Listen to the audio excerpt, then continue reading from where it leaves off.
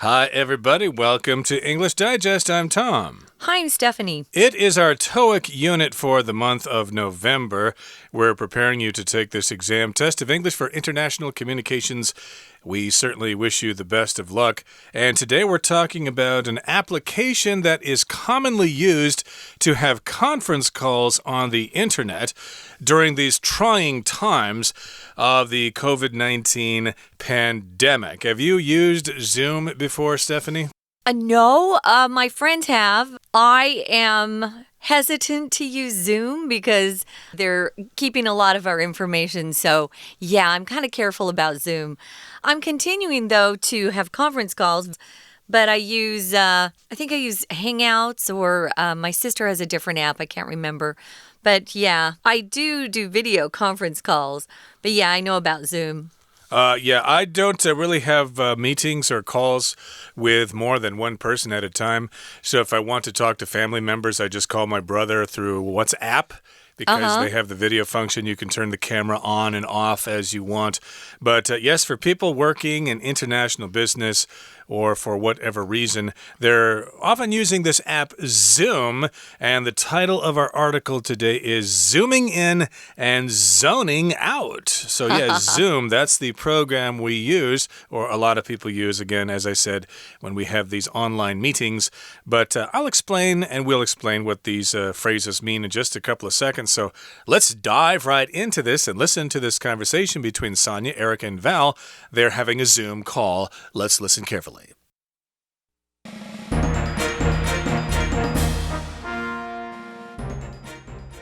Sonia, Eric, and Val are having a Zoom call. And that concludes the meeting. We'll talk again on Friday. I'll send out a tentative agenda sometime tomorrow. Sounds good. See you then. Bye, everyone. Val hangs up, but Sonia and Eric stay on the call. I saw your message. You wanted me to stay on the line? To be honest, I just want to grumble about something. What's on your mind? It's these Zoom conference calls. I'm really struggling to endure all these virtual meetings. I can sympathize. Thanks to COVID-19, we're all working from home. I thought virtual meetings would be more relaxing than all the meetings we had in the office, but these Zoom meetings are somehow more exhausting than conventional meetings. I'm weary of constantly seeing my own face on the screen. I can see all of my expressions, like when I'm annoyed. It makes me feel really self-conscious. In Zoom meetings, I feel like I'm being watched all the time. I know what you mean. Everyone's facial expressions are exaggerated on Zoom. When Val's displeased about something, it's really noticeable. I'm also anxious about my kids coming in. They're not at school nowadays, so I'm always worried they might interrupt the call. That's understandable. Maybe we should research ways to make Zoom calls more pleasant. I'll let you know what I find out. Good idea. And thanks for listening. Well, I got that off my chest. They end the call. Okay, guys, let's get started. First of all, let's look at the title, Zooming In and Zoning Out. If you zoom in, we often see this verb phrase when we're talking about taking our cameras and wanting a closer shot. So you adjust the distance. We used to adjust the focus on the lens, but now everybody's camera's digital. So if you zoom in, you go from a distant shot to a closer shot. You can see everybody much better that way. Now, the next phrase, zoning out, has nothing to do with a camera. If you zone out, it's slang for just not paying attention. It's easy to zone out in meetings. I will admit that.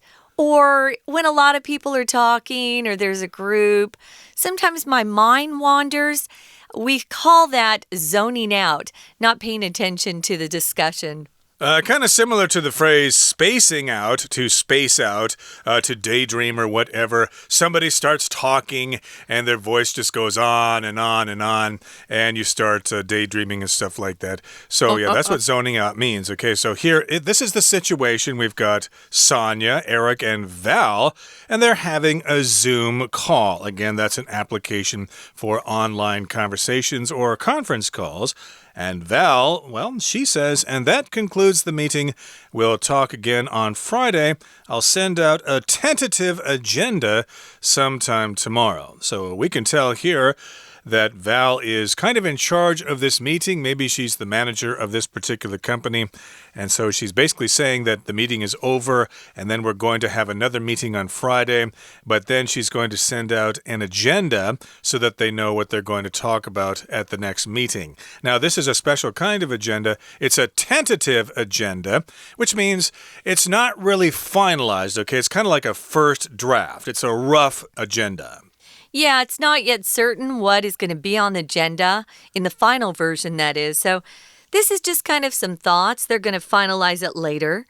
Now, Sonia is probably one of the employees that Val manages, and she says, sounds good. See you then.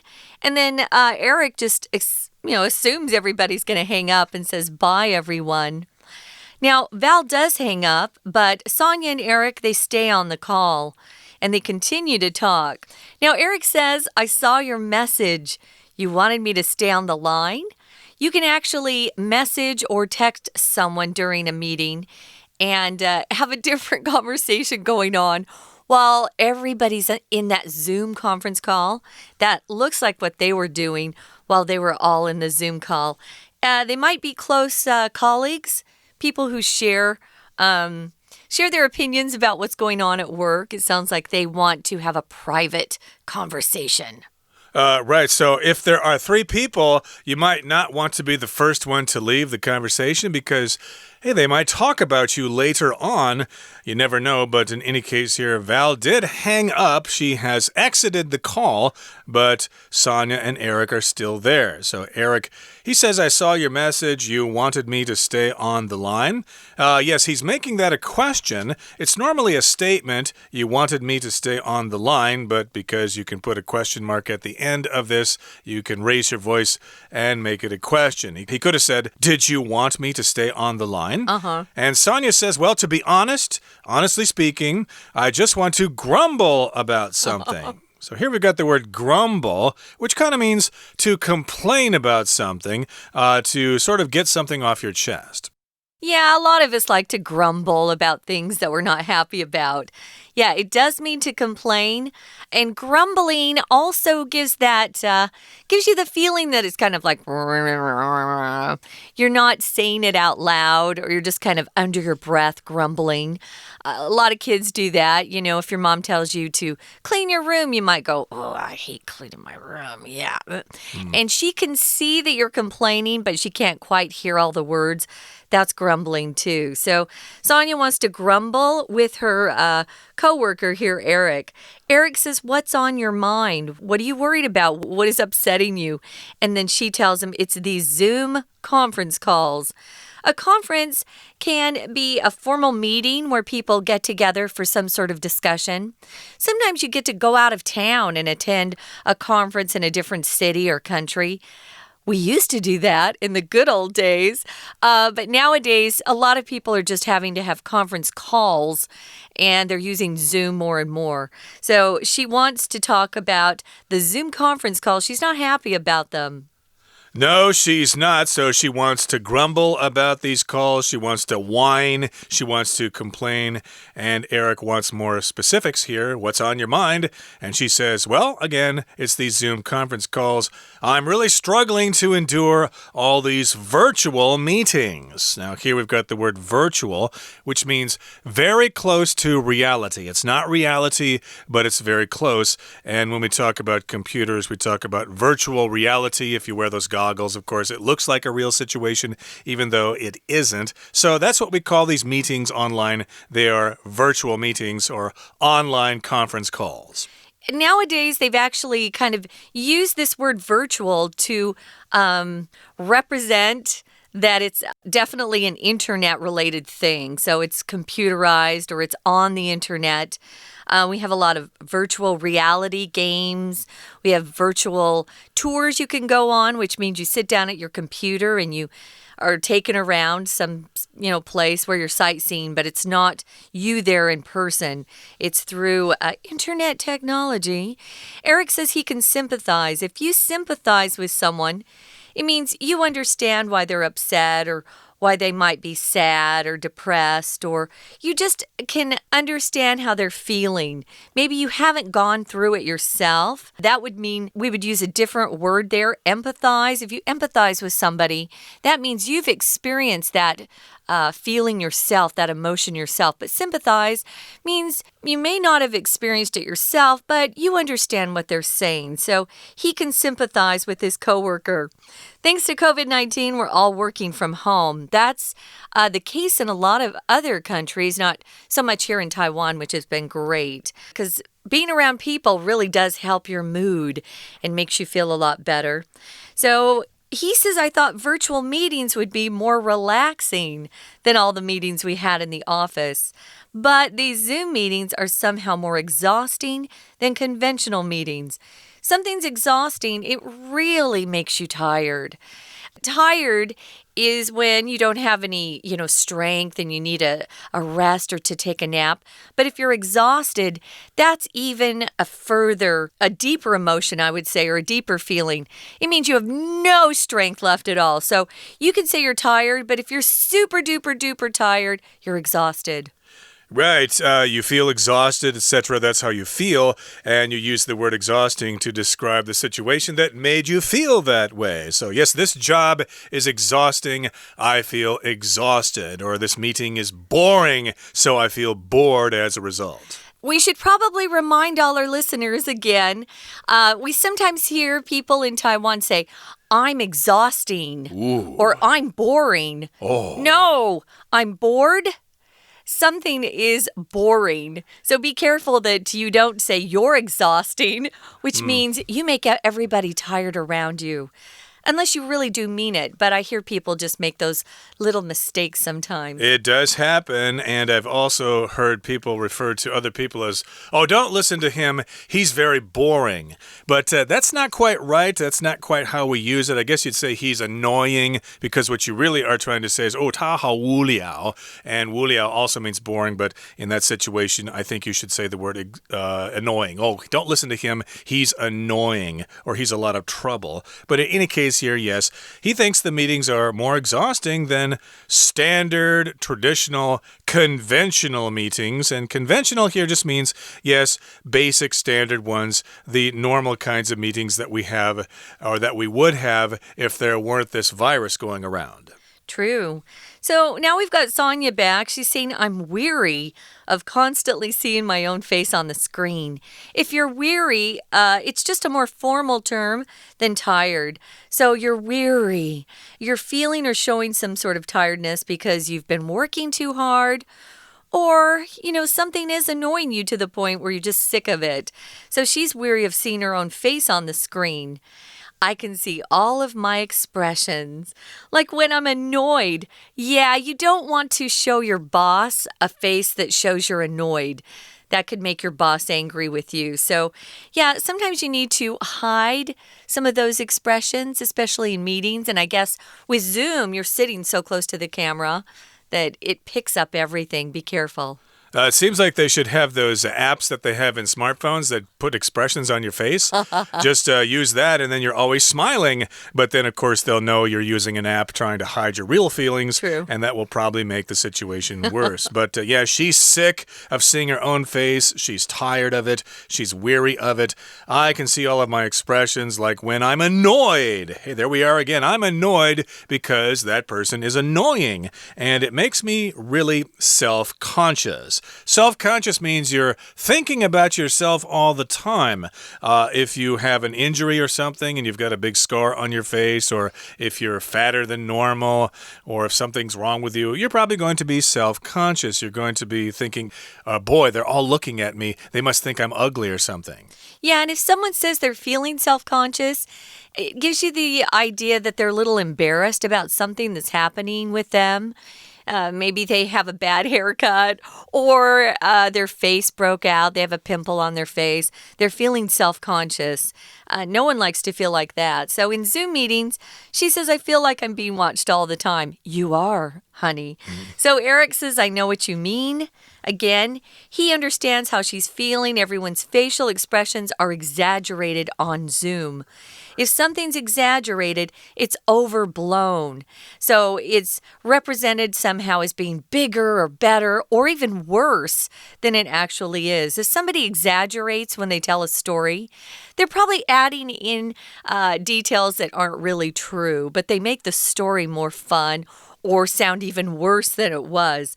When Val's displeased, that's the manager perhaps, it's really noticeable. So when Val, the manager, isn't happy with them, her facial expressions are showing up quite clearly too. If something's noticeable, you can't miss it. It's right there in your face. It's hard to not see it. It's right there. Yeah, maybe Val's just a little unhappy, but she looks like she's really angry about something. So yes, the expressions are exaggerated and people's expressions are noticeable. Now, Sonia says, I'm also anxious about my kids coming in. They're not at school nowadays. They're actually at home. So I'm always worried they might interrupt the call. Eric says that's understandable. Maybe we should research ways to make Zoom calls more pleasant. Good luck with that. I'm sure you can. Actually, I was listening to an interview on TV this morning, and one of the news anchors said that if you look up tips on how to look better on Zoom, you can find out some helpful tips. So do look that up. Sonia says, good idea, and thanks for listening. Well, I got that off my chest. If you get something off your chest, guys, it means something's been bugging you, annoying you, and you tell a friend, and you just feel better because you shared with them. Yeah, she feels relieved she got to express herself. So I guess at the next meeting, she'll be more relaxed and will be able to participate in a more professional fashion. Okay, that brings us to the end of our conversation as they end their call. Let's take a break now and listen to our Chinese teacher. 大家好，我是安娜，欢迎收听今天的课程。今天跟明天呢，我们针对多益要来培训一下。今天的主题其实很特别哦，就是所谓的视讯会议，通常会发生在职场当中。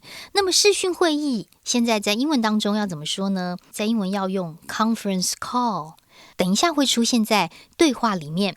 不过我们先看一下这个标题，标题是 Zooming in。Zoning out， 其实 Zoom 本来就有画面的放大缩小的这个动作跟功能，所以如果是放大叫做 Zoom in， 如果是缩小则叫做 Zoom out。 可是在标题当中的 Zoom in 应该指的是 Zoom 这样子的一个视讯 APP， 也就是呢主管或者是老板可能把你扣进来了要开始开会，但是你却精神不能集中 Zone out。好，我们现在看到3个角色结束了这一次的视讯会议。总而言之，星期五还要再开，然后隔天会记一个暂定的议程。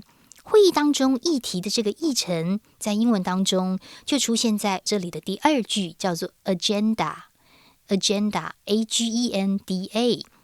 不过 Sonia 跟 Eric 还挂在线上，因为 Sonia 其实有一些事情想要稍微抱怨一下。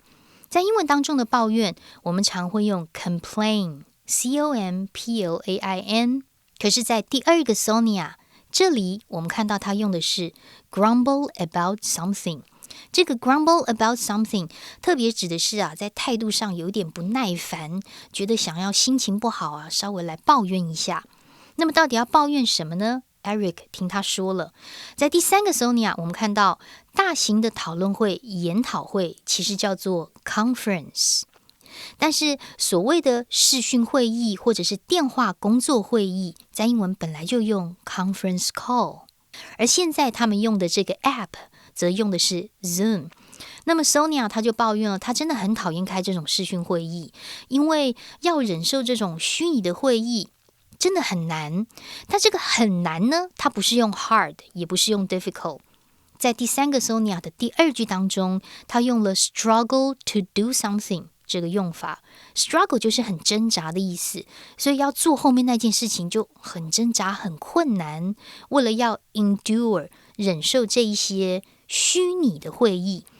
后面我们看到 virtual 这个字，Virtual 所谓的虚拟，特别指的是透过电脑的，因为这个虚拟并不是人跟人真的在现场面对面，而是透过电脑，然后有开了很多的视窗，然后你再透过电脑的方式看到对方，所以虚拟会议用的是 virtual meeting。而接下来 Eric 当然是可以体谅对方啊，不过体谅这个字在英文当中用的是 sympathize，它出现在第4个 Eric 第一句的地方 sympathize。Yeah, I can sympathize. 为什么呢？因为新冠肺炎的关系，都是在家工作。而重点是 Eric 他本来也觉得虚拟会议好像会比较轻松，不用在办公室开会。但是事实上，虚拟会议是更累的。我们在第4个 Eric 第3句开始，特别要注意时态，因为第3句它用的是我本来以为 I thought virtual meetings would 也用过去式 would be more relaxing than all the meetings we had in the office。 除了时态之外，我们还要特别注意到在这一句里面有一个关系子句，先行词是 all the meetings，关系子句从 we 到逗点的地方可以左右括号，而关系词的 that 省略掉。在这里关系词一定要用 that， 因为先行词 all the meetings 当中有 all 这个字作为强调。因为这些 Zoom 会议不知道为什么真的比传统的会议还要更累。那个累人这个字我们常会用 tiring， 但是现在出现的是程度更高的 exhausting， 就是让人很精疲力竭的意思。而传统的除了可以用 traditional 之外，还可以用 conventional， 它也出现在第4个 Eric 同样的第3句的地方。那当然 Sonia 还另外有所抱怨啦，因为会一直在荧幕上看到自己的脸，她觉得很厌倦了，因为会让她觉得非常的不自在。不自在出现在第4个 Sonia 第3句，这边有一个划线的 self-conscious， 字面上是意识到自己。如果你做事情会一直意识到自己，其实就是很不自在的一种感觉。所以 Eric 当然也能够体会对方的意思，因为在 Zoom 上面，每个人的脸部表情 facial expressions 都会被夸大，尤其是某个人对于某件事情开心或不开心，都会有 exaggerate 的效果。它出现在第5个 Eric 的第1句 exaggerate 夸大放大的意思。当然如果在家工作的话，有时候会被家人打断工作，尤其是视讯会议，那很尴尬的。不过在对话最后呢，他们还是做了一个结束，因为 Eric 听 Sonia 抱怨了一堆，请听心中的烦恼。在最后一个 Sonia 我们看到最后面 get something off one's chest，就是字面上的意思，把心中胸中的苦闷赶走 get something off one's chest， 就有倾听心中烦恼的意思。以上是今天的课程。 We're going to take a quick break. Stay tuned. We'll be right back.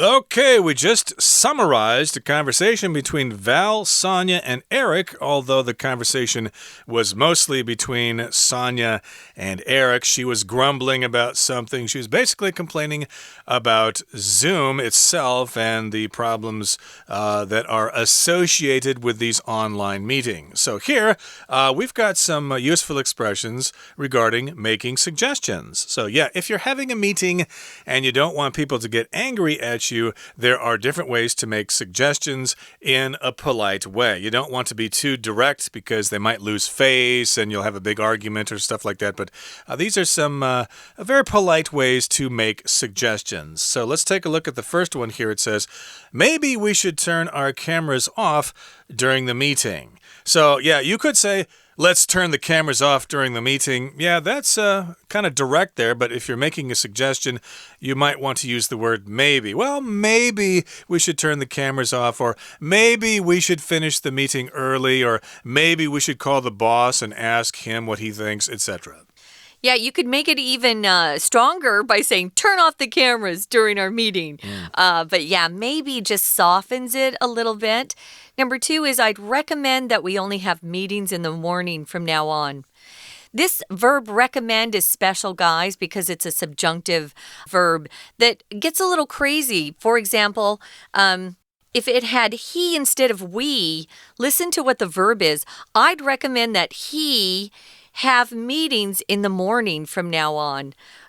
Usually when we conjugate verbs or change the verb to match the subject, it would be he has meetings. But because recommend is one of those special subjunctive verbs, you need to be careful when you use it. And it's used a lot in business. So I recommend for all of our listeners that they do some more research on recommend. There's a list of about, I would say, 20 verbs that are commonly used that use the subjunctive verb tense. Okay. So check into that. Number 3, Tom. Okay, again, this is another suggestion. Well, the meetings are too long, and I really don't want to tell the boss that they're always too long, so I'm going to make a gentle, polite suggestion about shortening the meeting. So here it is. I thought we might try having shorter meetings. Again, you could be more direct. Let's have shorter meetings. Or these meetings are just too darn long. Let's have shorter ones. But of course, if you're talking to your manager or talking to your boss, you've got to be polite. So yeah, I thought, maybe we should try to have shorter meetings. And here we're having meetings. You could say it that way too. Yeah, we should try having shorter meetings. Maybe they shouldn't be so long. Yeah, so here's the discussion question, Tom. Do you often make video calls, and who do you talk to? Go. Video calls. Okay, well, actually, many years ago, I made video calls using Skype. A lot of people here call it Skypey. I guess that's your local way of saying that, but everybody else in the world says Skype. But I forgot my password and I forgot my credit card number and stuff like that, so I did not make video calls for many years. And now I've started using WhatsApp to talk to my family members, and that works quite well. It has a nice little function where you can actually turn on the camera and look at their office or the living room or whatever, and then you can say, okay, I think I get the idea. Let's turn the cameras off and just talk. I make video conference calls with my group of best friends once a month on a Sunday. The first Sunday of the month, we always talk to each other. We're all in different countries, so it's a little tricky, but it works. We all were friends in New York City, and then we moved, and everybody went somewhere new. So that's the most common call I make. But I also call my little sister who has kids, and I like to see the kids, so we use video conference there as well. Not Zoom. We usually use Google Hangouts or, yeah, you can use WhatsApp, but I find that sometimes WhatsApp isn't as clear. So, yeah, check into that. Everybody these days, it looks like, is trying to Zoom. So wish you good luck with that. It's time for us to go, though, and we are going to be continuing this type of discussion in day 2 of our TOEIC unit. Right now, gotta say goodbye. Okay, so from all of us here at English Digest, I'm Tom. I'm Stephanie. Goodbye. See ya.